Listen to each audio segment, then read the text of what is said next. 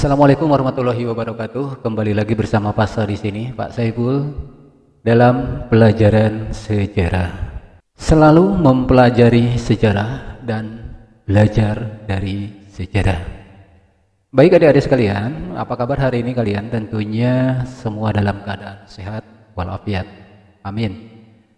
Pada kesempatan kali ini kita akan memasuki materi yaitu KD 3.2, yaitu berkaitan dengan corak kehidupan masyarakat praaksara di Indonesia. Materi-materi yang akan kita pelajari antara lain yaitu yang pertama, bagaimana tahapan perkembangan zaman praaksara di Indonesia. Lalu yang kedua, bagaimana tipologi hasil budaya masyarakat praaksara di Indonesia. Dan yang ketiga atau bagian C, kita akan mempelajari corak kehidupan masyarakat praaksara. Kemudian yang keempat akan mempelajari asal-usul dan persebaran nenek moyang bangsa Indonesia. Baik adik-adik sekalian, kita bisa mulai. Tolong perhatikan di papan tulis di sini. Yang pertama yaitu tentang tahapan perkembangan zaman pada masa praaksara di Indonesia. Nah, tahapan perkembangan zaman pada masa praaksara di Indonesia tentu kita awali dari sebetulnya apa itu praaksara. Ada yang tahu apa itu praaksara? Baik, sebelum kita memahami itu, saya akan membawa kalian untuk coba berpikir begini. Apakah yang terjadi ketika, maaf ini harus saya sampaikan, tawuran anak-anak sekolah. Tawuran tahu kan? Nah, kita jangan sampai tawuran. Tawuran anak-anak sekolah berlangsung. Bukankah sering kalian melihat saling melempar batu kan? Nah, suka nonton di televisi, di mana, tapi itu bukan ditiru. Tapi itu yang terjadi. Nah, batu adalah senjata yang paling awal digunakan umat manusia dalam mempertahankan hidupnya. Jadi, anak sekolahan di zaman sekarang modern ini, atau zaman yang bahkan dikatakan zaman milenial gitu kan, ketika tiada lagi batas-batas gara milenial, globalisasi, tidak ada lagi batas yang menghambat hubungan kebudayaan, ternyata masih banyak yang mempraktekkan tradisi-tradisi manusia purba. Nah, kenapa? Karena batu bagian daripada kehidupan manusia purba pada masa praaksara. Apabila kalian melakukan hal seperti itu, maka mohon maaf kalau saya harus sampaikan, apakah mungkin kita masih tergolong kepada peradaban masa praaksara kan begitu? Ya. Nah, ini oleh karena itu hindari dan bahkan jangan pernah melakukan hal-hal yang dilakukan seperti contoh tadi. Itu sama sekali bukan bagian dari pendidikan kita. Baik adik-adik, untuk mengetahui apa, siapa, dan bagaimana kehidupan manusia zaman praaksara, kita awali dari apa itu masa atau zaman praaksara. Praaksara ini adalah istilah baru untuk menggantikan istilah prasejarah. Penggunaan istilah prasejarah untuk menggambarkan perkembangan kehidupan dan budaya manusia saat belum mengenal tulisan adalah kurang tepat. Konon kabarnya seperti itu. Kenapa? Karena pra berarti sebelum dan sejarah adalah sejarah. Sehingga prasejarah berarti sebelum ada sejarah. Sebelum ada sejarah berarti sebelum ada aktivitas kehidupan manusia. Dalam kenyataannya, sekalipun belum mengenal tulisan, makhluk yang dinamakan manusia sudah memiliki sejarah dan sudah menghasilkan kebudayaan. Oleh karena itu, para ahli mempopuliskan istilah praaksara untuk menggantikan istilah prasejarah. Nah, itu yang pertama. Pahami dulu ya adik-adik. Baik. Yang kedua, apa itu praaksara? Praaksara berasal dari dua kata. yaitu pra yang berarti sebelum dan aksara yang berarti tulisan. Pra itu sebelum, aksara itu tulisan. Dengan demikian zaman praaksara adalah masa kehidupan manusia sebelum mengenal tulisan. Sekali lagi, praaksara itu adalah zaman manusia sebelum mengenal tulisan. Nah, istilah lain dari praaksara bisa disebut dengan nirleka. Ini juga sama, yang berarti zaman ketika tidak adanya tulisan. Nir itu tidak ada, leka tulisan. Nah, itu pengertian praaksara. Baik adik-adik sekalian, zaman praaksara ini terbagi kepada beberapa zaman. Yang pertama, zaman arkaikum atau juga disebut dengan zaman azoikum, zaman tertua. Nah, zaman ini berlangsung kurang lebih 2500 juta tahun. Lama sekali kan? Nah, itu zaman apa? Zaman arkaikum atau azoikum, istilah lain. Disebut zaman tua. Yang kedua, ada juga zaman paleozoikum atau zaman kehidupan tua. Jadi yang pertama itu zaman azoikum, yang kedua zaman paleozoikum atau zaman kehidupan tertua. Ini berlangsung kurang lebih 340 juta tahun. Tolong diperhatikan ya, di papan tulis ada. Baik adik-adik sekalian, mengingat jauhnya masa itu, terkadang begini, tidak jarang orang mempersoalkan apa sih perlunya kita belajar tentang zaman praaksara. Yang itu sudah lama, seperti tadi kan 2500 juta tahun, udah lama sekali. Apa sih perlunya? Pandangan seperti itu, atau kalau ada pertanyaan apa pentingnya, itu pandangan yang sangat salah. Kenapa? Sebab tentu ada hubungannya dengan kekinian kehidupan kita sekarang. Beberapa contoh diantaranya begini. Data etnografi yang menggambarkan kehidupan masyarakat praaksara ternyata masih berlangsung sampai sekarang. Entah itu pola hunian, pola pertanian, teknologi tradisional, dan obsesi kepercayaan sekalipun tentang hubungan harmoni antara manusia dan alam, bahkan kebiasaan memelihara hewan ya, seperti anjing, kucing, dan lain sebagainya di lingkungan manusia modern ini sekarang ini. Demikian pula dengan kebiasaan bertani, merambah hutan, kemudian juga contoh penebangan, tebang lalu bakar slash and burn untuk memenuhi kebutuhan secukupnya, masih ada kok hingga kini. Namun bahkan kebiasaan sekarang ini, manusia sekarang ini, tolong perhatikan adik-adik, ada kebiasaan orang slash and burn, tebang bakar. Nah, itu justru lebih merusak lingkungan gitu. Nah, ini kebiasaan-kebiasaan ini mau tidak mau ini terkait dengan ada kebiasaan orang zaman praaksara. Jadi kalau pertanyaannya apa pentingnya, jelas penting, karena perilaku sebagian perilaku manusia itu masih ada yang terbawa sampai kehidupan sekarang ini. Baik adik-adik sekalian, kembali lagi ke zaman pembagian zaman tua ini. Zaman azoikum dalam bahasa Yunani, atida, zon, hewan, yaitu zaman sebelum adanya kehidupan. Pada saat itu bumi baru terbentuk dengan suhu yang relatif tinggi. Waktunya lebih dari tadi, 250 juta tahun. Adapun pada zaman purba, atau yang disebut dengan yang kedua, zaman paleozoikum. Nah ini, zaman kehidupan tua. Pada masa ini sudah meninggalkan yang namanya fosil flora dan fauna. Berlangsung kira-kira tadi berapa? 340 juta tahun. Baik, selanjutnya yang ketiga itu zaman Mesozoikum atau zaman kehidupan pertengahan. Nah, Zaman purba tengah, pada masa ini hewan mamalia seperti apa? Hewan mamalia menyusui, hewan amfibi, burung dan tumbuh-tumbuhan berbunga mulai ada.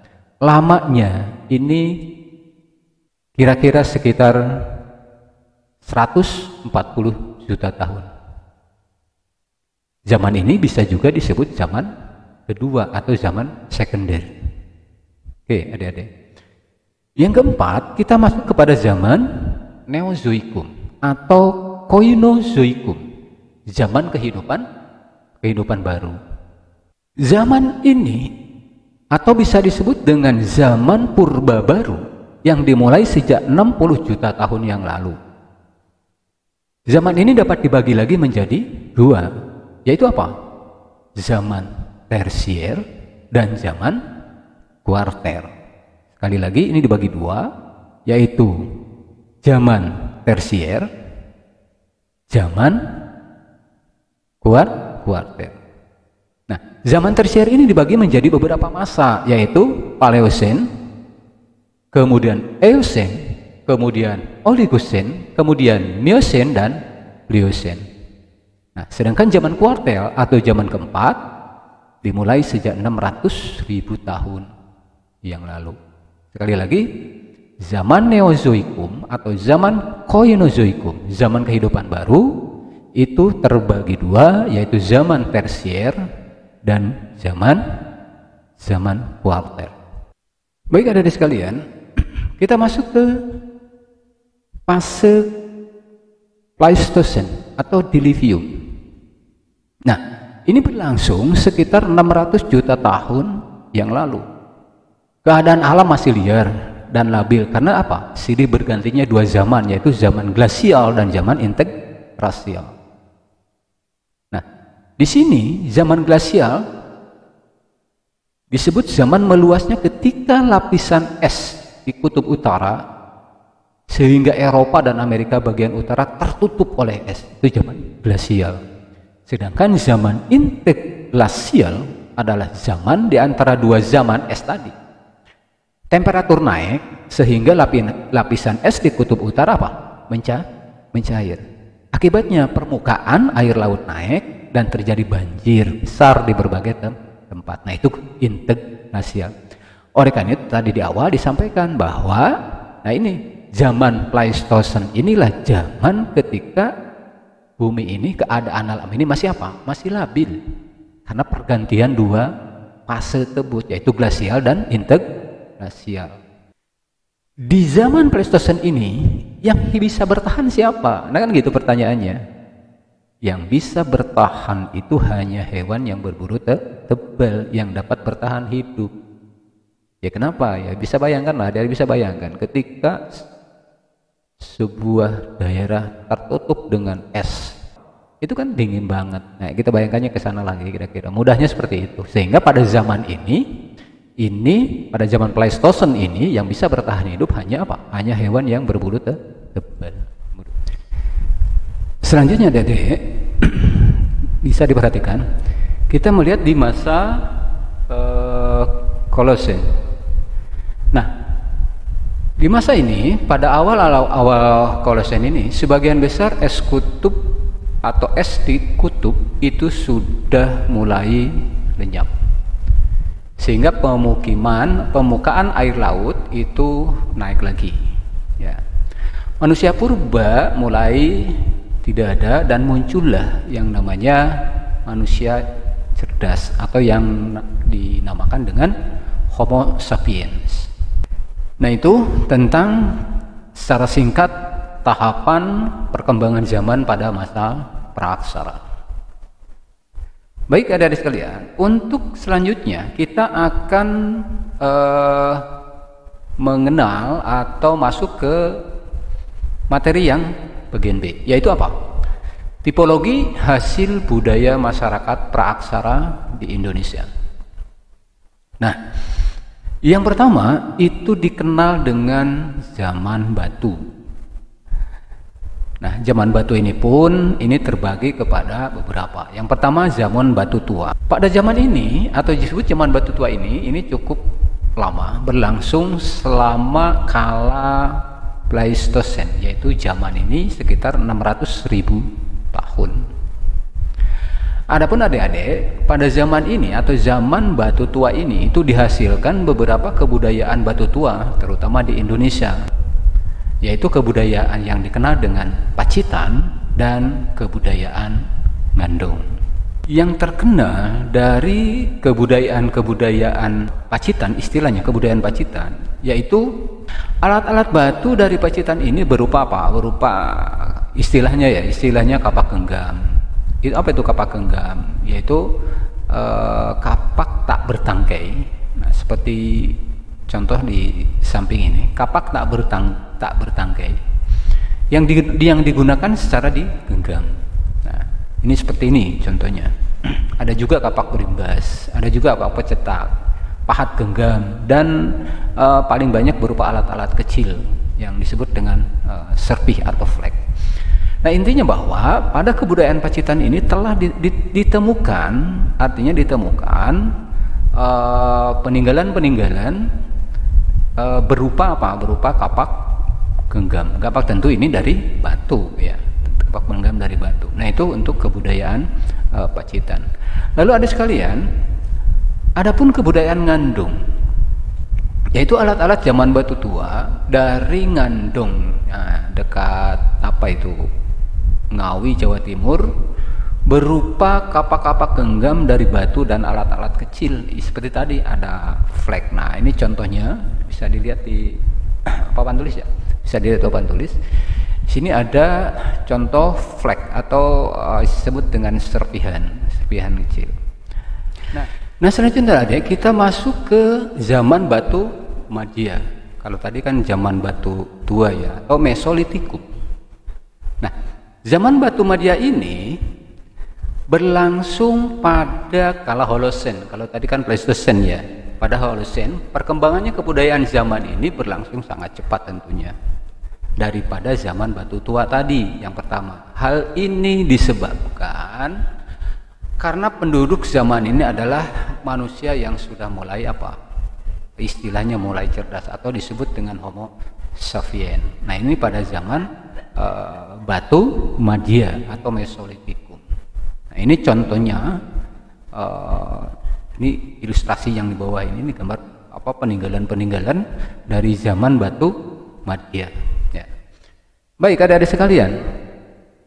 Nah, yang selanjutnya ada yang dikenal dengan kebudayaan tulang sampung atau sampung bone culture. Nah, ini apa? Itu alat-alat Mesolitikum yang ditemukan berupa alat-alat batu seperti panah atau tadi, ya, di depannya dibilang flag. Nah, ini contohnya seperti ini. Jadi lihat contohnya seperti ini. Atau misalkan penggiling dan alat-alat dari tulang dan tanduk. Nah, karena sebagian besar alat yang ditemukan di sampung berupa alat-alat dari tulang, maka disebut dengan kebudayaan apa? Kebudayaan tulang, sampung bone culture. Itu istilah, ya, istilah. Ini ada perkembangannya kan seperti itu kira-kira. Kemudian juga yang kedua ada kebudayaan Toala atau flag culture atau kebudayaan Toala, yaitu apa? Nah, ini beda lagi, yaitu kebudayaan tersebut merupakan pada zaman Mesolitikum yang berlangsung sekitar tahun 3000 sampai tahun 1000 sebelum Masehi. Ini contohnya, ini hasil peninggalannya dari kebudayaan Toala. Baik, adik-adik sekalian, yang ketiga, nah, kita masuk ke peninggalan kebudayaan praksara, yaitu kebudayaan kapak genggam.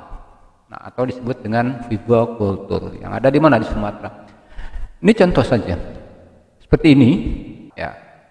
Nah, kapaknya pendek, batu-batu penggiling, alu dan lesung batu dan pisau batu. Ini salah satu hasil apa yang ditemukan pada tahun 1925, merupakan kebudayaan kapak genggam yang terdapat di Sumatera. Nah, itu adik-adik peninggalan-peninggalan atau kebudayaan-kebudayaan yang ditinggalkan pada zaman batu Madia. Selanjutnya, adik-adik sekalian, kita masuk ke zaman batu muda atau yang disebut dengan Neolitikum. Jadi tadi itu ada 3, ya, zaman batu tua, kemudian zaman batu Madia, dan sekarang masuk ke zaman batu tua, yaitu Neolitikum. Nah, perkembangan kebudayaan pada zaman Batu Muda ini sudah lebih maju dibanding dengan pada zaman sebelumnya. Ya. Hal ini kenapa? Disebabkan adanya migrasi atau perpindahan pergelombangan ya, penduduk atau istilah. Jadi sini sudah ada perpindahan penduduk, masuknya yang disebut dengan istilah Proto Melayu dari Yunan, yaitu dari daerah Cina Selatan ke Asia Tenggara, termasuk mana? Termasuk ke Indonesia. Nah, itu terjadi pada zaman Batu Muda atau Neolitikum. Nah, apa saja peninggalannya di zaman Batu Muda ini? Yang pertama, kapak persegi. Nah, contohnya seperti ini. Apa itu kapak persegi? Yaitu kapak yang berbentuk memanjang ya, bentuk memanjang dengan penampang lintanya berbentuk persegi atau trapesium. Nah, ini contohnya seperti ini. Ini adalah peninggalan budaya pada zaman Batu Muda. Oke. Kemudian ada juga yang dikenal dengan kapak lonjong. Nah, kapak lonjong itu kapak yang penampangnya berbentuk lonjong atau bulat. Kemudian juga ada gerabah. Nah, ini contoh kapak lonjong seperti ini. Nah, gerabah ada yang digunakan untuk keperluan sehari-hari, misalkan pada masa itu rumah tangga untuk keperluan upacara, adat dan lain sebagainya. Nah, gerabah dibuat seperti ini. Contohnya ini adalah budaya-budaya atau hasil kebudayaan pada zaman Batu Muda. Ya, oke. Yang keempat, kita masuk ke Megalitikum. Ya. Saya ulangi, yang pertama zaman Batu Tua, kemudian kedua zaman Batu Madya, yang ketiga zaman Batu Muda, dan yang keempat Megalitikum. Nah, Megalitikum atau kebudayaan yang utamanya menghasilkan bangunan-bangunan monumental yang terbuat dari batu. Nah, ini udah mulai ada perubahan ya, Adik-adik. Udah mulai ada perubahan. Kalau sebelumnya kan hanya lebih kepada pekakas atau disebut dengan alat seperti tadi ya, kapak genggam, kapak lonjong dan lain sebagainya. Tapi kalau di zaman Megalitikum ini sudah masuk kepada tata bangunan atau bangunan-bangunan yang dihasilkan tetapi terbuat dari batu. Nah, contoh seperti ini. Baik. Hasil-hasil terpenting dari kebudayaan Megalitikum antara lain satu ada menhir. Ya, istilahnya menhir yaitu tiang batu ya, terbuat dari batu tunggal dan ditempatkan pada suatu tempat. Jadi ya bentuknya tinggi. Kemudian ada punden berundak. Ya. Kemudian ada dolmen. Kemudian ada kubur peti batu. Nah, ini contoh menhir. Ini menhir, ini batu tinggi atau disebut dengan tiang atau tugu batu yang terbuat dari batu tunggal satu. Ini kalau ada misalkan sempat jalan-jalan ke kampung Megalitikum daerah Jawa Barat, kita bisa menemukan ini ada ya, atau di tempat Megalitikum tempat lain juga ada. Kemudian punden berundak atau bangunan pemujaan yang bertingkat-tingkat. Nah, contohnya seperti ini. Ini terjadi pada zaman Megalitikum ya. Kemudian ada dolmen atau meja batu besar ya, tempat sesaji. Nah, contohnya ini. Ini juga ada di kampung Megalitikum daerah Jawa Barat juga ada. Ya, silakan aja kalau ada kesempatan untuk memang melihat peninggalan budaya zaman purba itu ada di sana. Kemudian kubur peti batu. Nah, ini contohnya adalah peti jenazah yang terpendam di dalam tanah berbentuk persegi panjang dan sisi-sisinya dibuat dari lempengan-lempengan batu. Konon kabarnya menurut cerita bahwa ketika orang meninggal pada zaman itu bukan dikubur tetapi disimpan di dalam batu ini. Ini informasi yang saya dapat dari waktu itu berkunjung ke kampung Megalit ya, seperti itu. Nah, ini namanya kubur peti batu Nah, ini peninggalan-peninggalannya itu ya. Baik kepada ibu sekalian, juga terutama adik-adik sekalian, ada lagi peninggalan yang disebut dengan sakoragus atau keranda, yaitu peti jenazah yang terbentuk seperti palung atau lesung tetapi mempunyai tutup. Nah, contohnya seperti ini ya. Nah, ini juga peninggalan-peninggalan pada zaman megalitikum ya.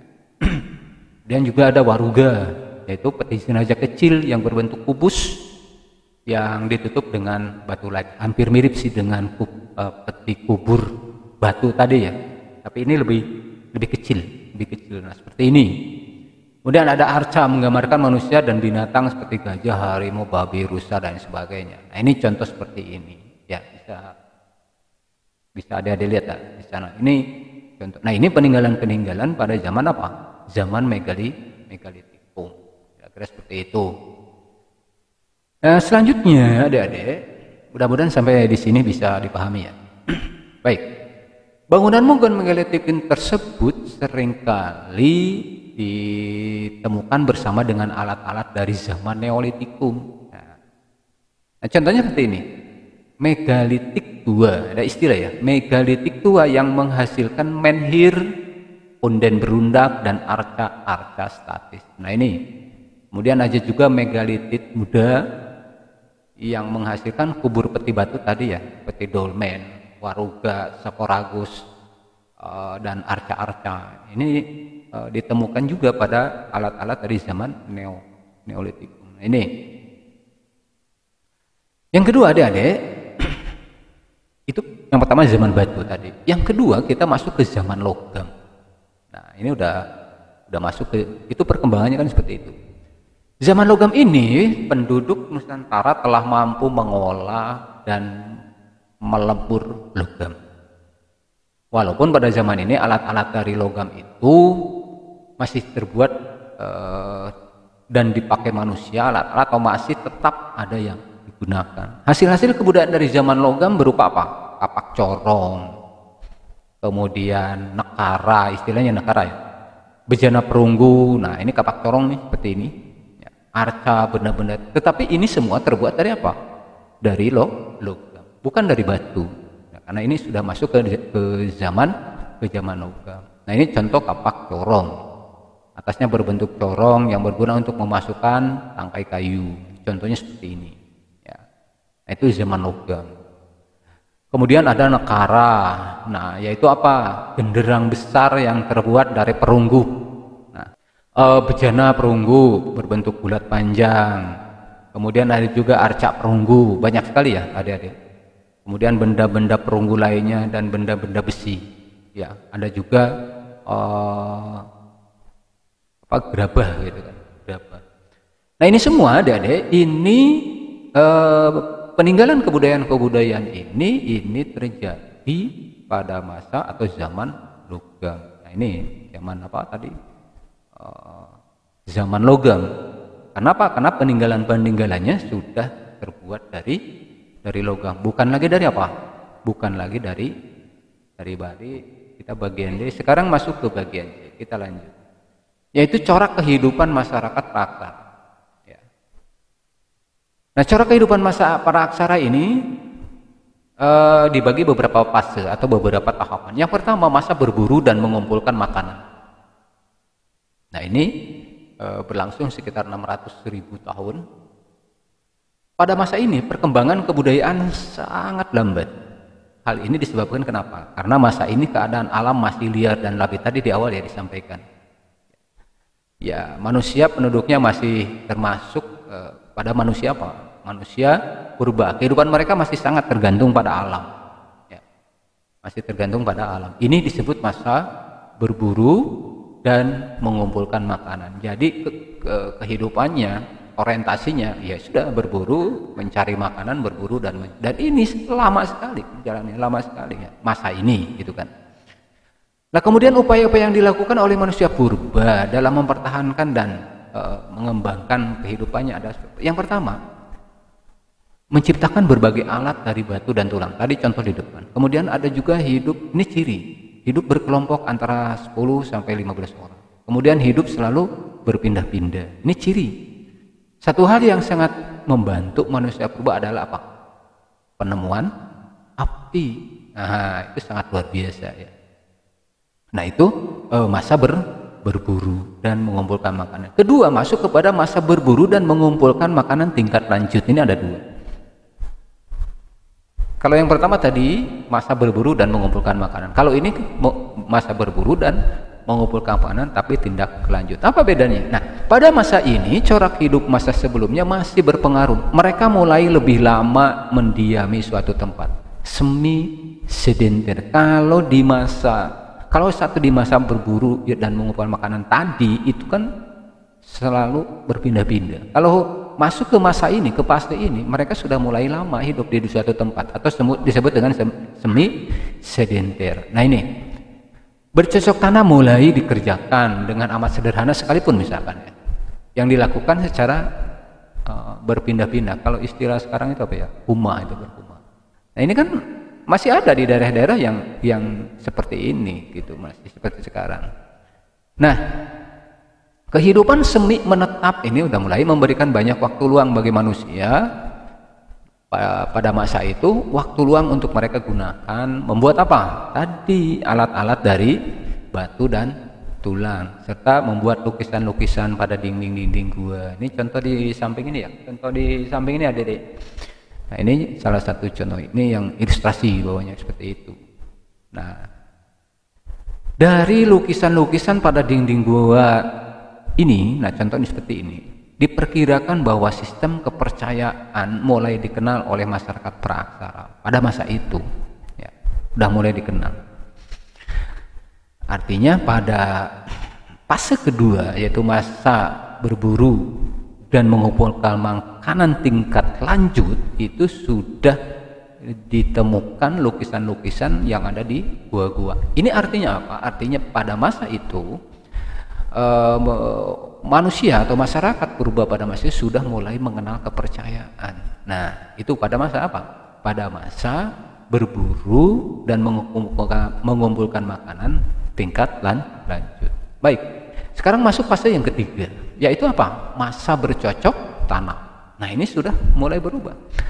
Berbagai macam tumbuh-tumbuhan dan hewan mulai dipelihara oleh mereka. Cara bercocok tanam dengan tadi berhuma. Huma itu berladang bukan di air ya, tapi berladang di tanah darat, itu namanya huma ya, kalau yang belum tahu. Mulai dikembangkan sehingga muncullah ladang-ladang pertanian yang sederhana. Nah, ini masa bercocok tanam. Ini contohnya seperti ini. Pada masa itu masyarakat mulai mengenal apa namanya irigasi. Nah, kecenderungan masyarakat untuk mendiami tempat-tempat terbuka yang dekat dengan sumber air sudah mulai ada. Nah, ini pada masa bercocok tanam. Jadi dari masa satu yaitu masa berburu dan mengumpulkan makanan, kemudian masuk kedua masa berburu juga dan mengumpul makanan tingkat lanjut, dan masuk fase yang ketiga masa bercocok tanam. Jelas perkembangannya ada. Jadi tidak selalu tetap seperti itu, tidak. Tapi setiap masa itu pasti ada perkembangan. Buktinya di masa bercocok tanam masyarakat sudah mulai mendiami tempat. Gitu, kira-kira seperti itu. Baik, adik-adik sekalian, sudah ada pada masa ini tanda-tanda hidup menetap ya. Di suatu kampung mulai membangun rumah, ini ilustrasi ya, membangun rumah, menebang serta membakar hutan. Nah, ini tadi yang saya sampaikan di awal, membakar hutan, kemudian menanam serta memanen, berburu, menangkap ikan, serta membuat gerabah dilakukan secara gotong royong. Ini udah mulai pada masa bercocok tanam. Pada masa ini telah muncul yang namanya sistem perdagangan barter, udah mulai dikenal. Nah, itu fase-fase kehidupan manusia praaksara. Baik, adik-adik sekalian, sekarang masuk masa yang keempat, yaitu masa perundagian. Nah, manusia Indonesia hidup di desa-desa di daerah pegunungan antara daratan rendah, tepi pantai. Untuk apa? Untuk kehidupan makin teratur dan terpimpin. Ini masa namanya istilah masa perundagian. Nah, kemampuan baru yang terpenting pada masa ini yaitu kemampuan apa tadi? Peleburan biji logam, ya, atau yang dikenal dengan Neolitikum. Udah mulai membuat alat-alat dari logam. Nah, ini terjadi pada masa apa? Pada masa Perundagian. Oke. Selanjutnya ada sistem kepercayaan masyarakat praaksara mulai terus berkembang pada masa ini. Dan mencapai puncaknya pada masa bercocok tanam tadi dan kehidupan mulai menetap. Kemudian kesenian yang telah dikenal oleh masyarakat praaksara pada masa hidup yaitu seni nomaden berkembang pesat pada masa bercocok tanam. Kemudian pengetahuan manusia pada zaman logam dalam berbagai bidang meningkat pesat. Ilmu tentang perbintangan, konon kabarnya, atau astronomi, tentang iklim telah mereka kuasai. Untuk mengatur apa? Mengatur kegiatan pertanian dan pelayaran. Nah, ini udah mulai terjadi pada fase keempat ini atau pada masa keempat ini, yaitu masa Perundagian. Oke, baik adik-adik, itu bahasan yang ketiga atau bagian C, yaitu tentang corak kehidupan masyarakat praaksara di Indonesia. Baik, terakhir kita akan masuk ke bagian D, yaitu mengenai asal-usul persebaran nenek moyang Indonesia. Nanti kalau ada yang kurang jelas atau yang perlu ditanyakan, silakan adik-adik untuk berkomentar di kolom komentar atau langsung kita bahas nanti di sana. Nah, di masa ini atau di materi ini persebaran nenek moyang pertama kita akan mempelajari tentang kajian persebaran manusia di Indonesia. Itu yang pertama. Berbagai jenis manusia diperkirakan berasal dari Asia Tengah, terdiri dari berbagai ras, ya, artinya asal muasalnya ya, seperti Papua Melanosoid, Erofoid, kemudian Mongoloid dan Australoid. Nah, percampuran mereka melahirkan bangsa Melayu. Artinya kita kan terkenal rumpun Melayu ya. Adik-adik tahu kan, sering dengar rumpun Melayu. Nah, rumpun itu muncul ketika banyaknya apa? Banyaknya ras manusia yang migran, terutama dari Asia Tengah, masuk ke Nusantara, kalau dulu ke Indonesia, dari berbagai ras. Seperti tadi disebutkan ada Papua Melanosoid, kemudian Erofoid dan lain sebagainya. Melahirkanlah apa? Melahirkanlah pencampuran itu bangsa Melayu. Nah, itu yang pertama. Mulai dari persebarannya awalnya seperti itu. Oleh karena itu kita ini kan saudara. Ya. Rumpun Melayu itu masih saudara. Karena ya itu satu dari nenek moyangnya seperti itu, ada ya. Kemudian ada-ada. Nah, ada sebuah kajian tentang manusia dan bahasa Austronesia. Menurut Ken, tentang persebaran manusia di Indonesia ini, di kita maksudnya, pada tahun 1889, Profesor Dr.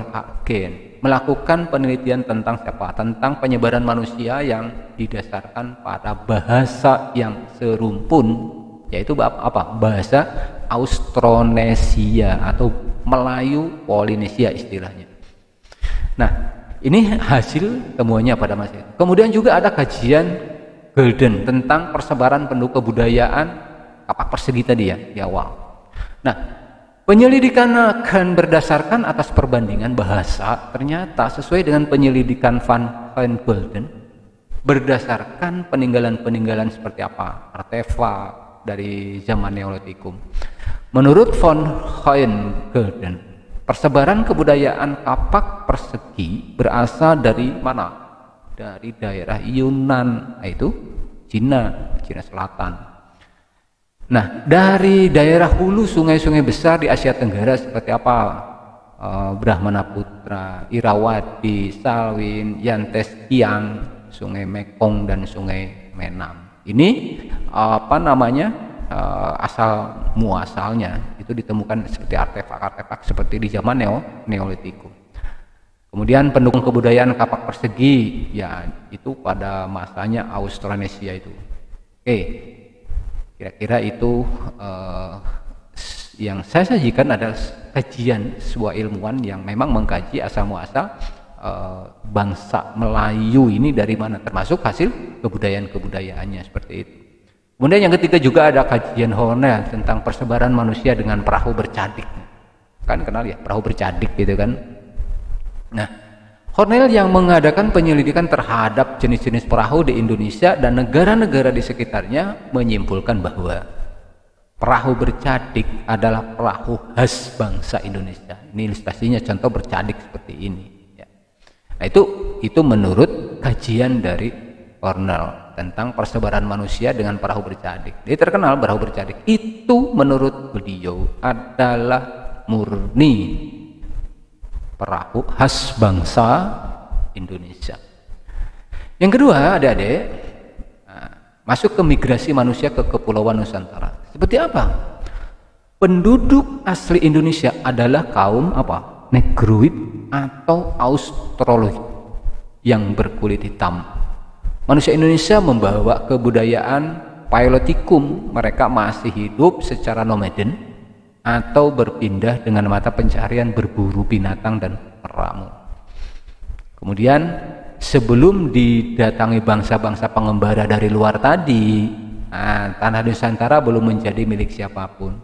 Wilayah Kepulauan Nusantara kedatangan berbagai bangsa dari Asia Tengah. Bangsa-bangsa yang datang ke Kepulauan Nusantara itu misalkan bangsa Melanesia atau Papua Melanosoid, bangsa Melayu tua atau yang disebut dengan istilah apa?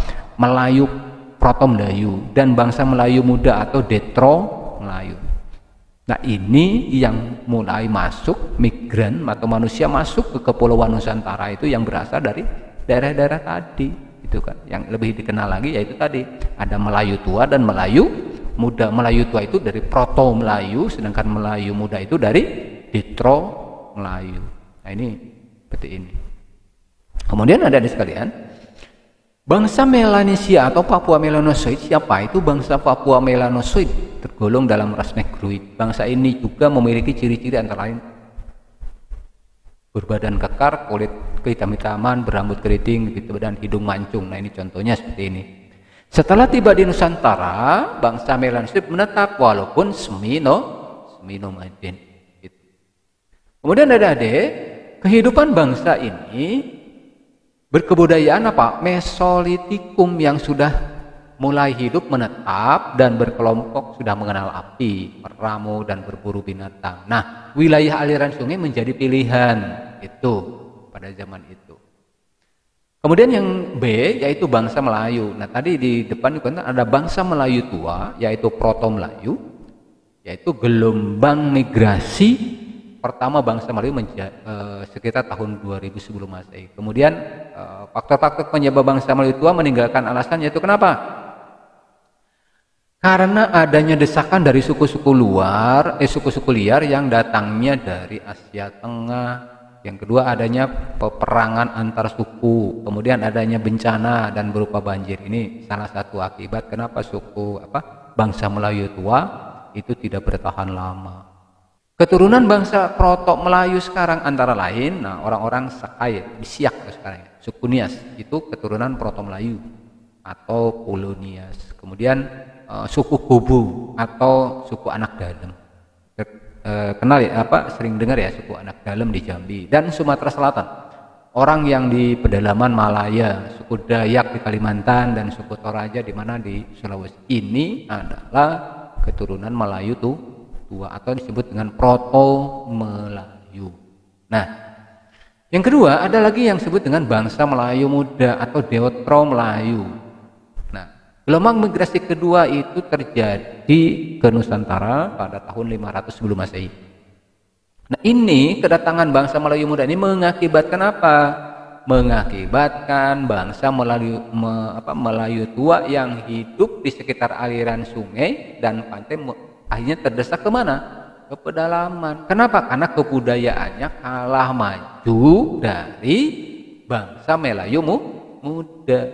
Nah, keturunannya berkembang menjadi apa? Suku-suku antara lain Aceh, Minangkabau atau Sumatera Barat, Jawa, Bali, Bugis dan Makassar. Nah, itu turunan dari Deutro Melayu atau Melayu tua. Nah, itu perjalanan atau migrasi manusia masuk ke Nusantara. Nah, kesimpulannya adalah berdasarkan ilmu geologi ilmu yang mempelajari lapisan kulit bumi. Kurun waktu mulai bumi terbentuk sampai sekarang itu dibagi menjadi 4 zaman.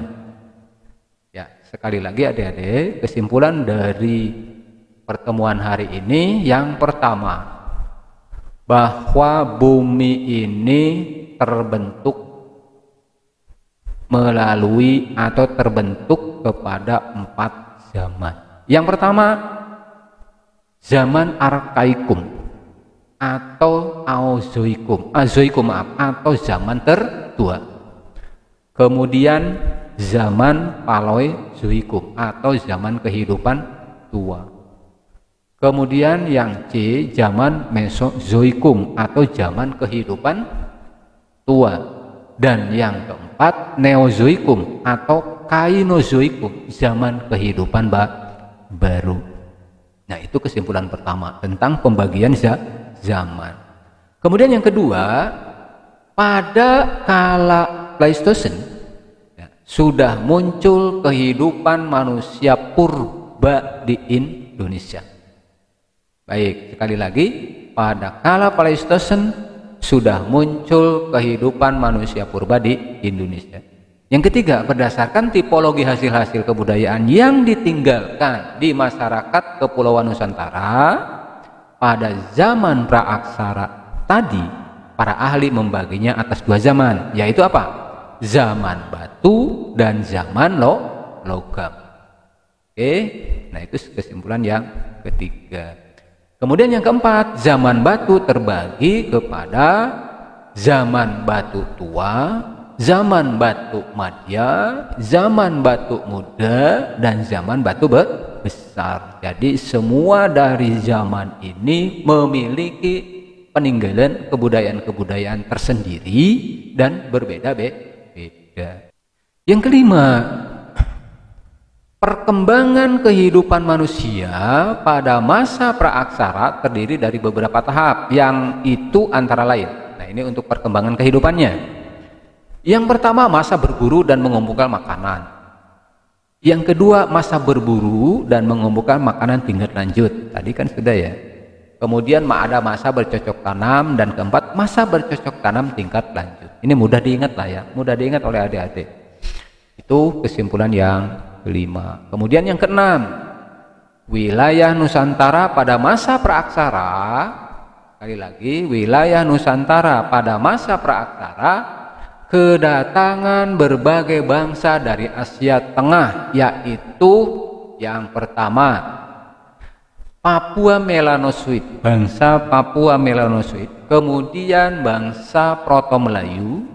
Yang ketiga, bangsa Detro Melayu.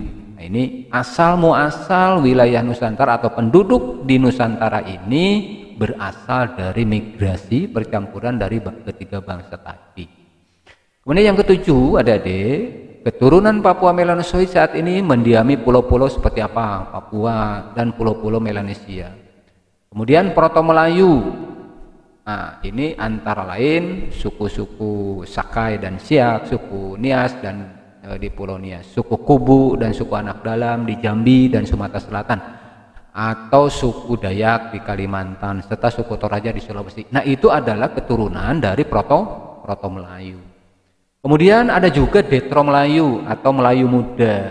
Nah, suku ini meninggalkan atau melahirkan suku-suku seperti di Minangkabau, kemudian di Sumatera Barat, suku Jawa, Bali, dan suku Bugis di Makassar. Nah, itu adalah keturunan dari Detro Melayu. Baik, adik-adik sekalian, itu sajian untuk materi 3.2 hari ini. Kalau kalian atau adik-adik merasa waduh kok pusing, kembali belajar dan selalu berupaya untuk mengerti dan paham, selalu mempelajari sejarah dan belajar dari sejarah. Ingat itu saja filosofi kita. Baik, yang terakhir tentu saya ingin melakukan post-test untuk adik-adik semua. Post-testnya sederhana. Nah, ini bisa adik-adik jawab langsung di kolom komentar. Silakan, biasa beri nama dan kelas, atau mau langsung juga adik-adik menuliskan di link yang ada juga di kolom komentar, silakan isikan, itu juga akan masuk ke Bapak. Yang pertama, bagaimana cara-cara manusia purba bertahan hidup ya. Kemudian sebutkan dan jelaskan gelombang migrasi penduduk Kepulauan Indonesia. Kemudian yang ketiga, apa yang melatar belakangi terjadinya perpindahan atau migrasi penduduk di Asia Tengah. Kemudian yang keempat, istilah lain dari cara hidup berpindah-pindah di tempat itu apa? Itu gampang banget lah. Oke, itu tadi untuk materi hari ini, yaitu KD 3.2 menganalisis kehidupan manusia dan hasil-hasil budaya masyarakat praaksara di Indonesia. Semoga bermanfaat. Terima kasih. Sampai ketemu. Assalamualaikum warahmatullahi wabarakatuh.